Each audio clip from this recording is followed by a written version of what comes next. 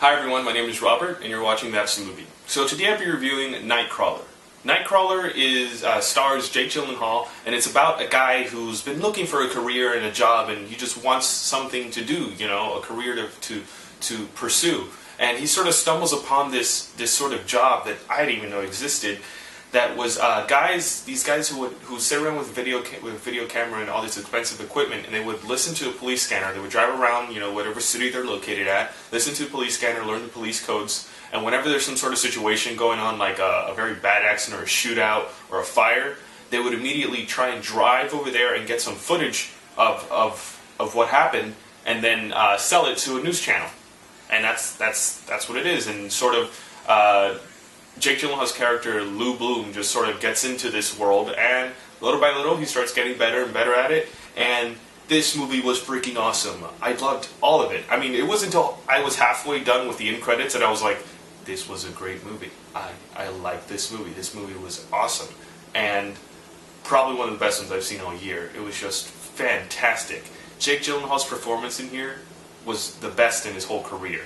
He played this psychopath. That's the definition of what he did, was a psychopath. He's such an unsettling person, and every time he was on screen, he was so unpredictable. And a few times I felt kind of like how it was to watch Javier Bardem play. I forget what's that character he played, but anyways, in No Country for Old Men, every time he was on screen, you didn't know what he was going to do, and he was kind of creepy. I sort of got this feeling when Jake Gyllenhaal was on screen, and he was the main character. And I really liked that this guy was just not a good guy. He was a bad guy. He would talk and carry himself like a nice person, but he was just a bad guy, just a psychopath, a very bad person.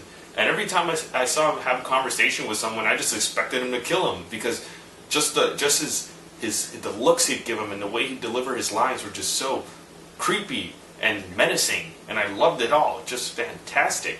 This movie is written and directed by Dan Gilroy, who doesn't have a really good track record with writing movies. This is his directorial debut, and which was a great movie. His writing in most of his movies weren't the best. In the movies he's written, like The Bourne Legacy and Real Steel, which is not a terrible movie, but not a great movie either, weren't so good. So this movie was just fantastically written.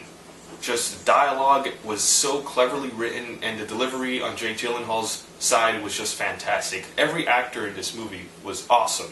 There was even moments when Lou Bloom was doing things and was about to do something. You're like, no, don't do that, don't do that. But the thing is, you're kind of rooting for him as if he was a good guy. But if you don't realize for a second, you have to stop and think that, wait, this guy's not good, he's bad. So everything he's doing is bad. And even though you don't want him to do it, he's going to do it because he's a bad person. He's not a good person at all. And that I just loved. I love that whole concept of the movie, this sort of tone where we're used to, rooting for the good guy, but this guy is a bad guy. A real bad guy. So the music is done by James Newton Howard, and if that name's familiar, he's the same guy who helped score The Dark Knight and tons of other movies. So this music was fantastic, like just awesome. I loved it. It was one of the best parts of this whole movie. And there was also this car chase scene that was so well choreographed and directed. I loved it. The stunts were just awesome. It literally had me on the edge of my seat the whole time. There's very few movies that have action scenes like that, especially car chase scenes that have been done to death in every sort of way. And this is probably one of the best ones I've seen in the past, 5 years.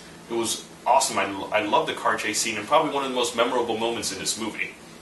So, besides Jake Gyllenhaal just stealing this whole movie, it was just a great movie overall, and I highly recommend it. But, that being said, this movie's not a movie for everyone.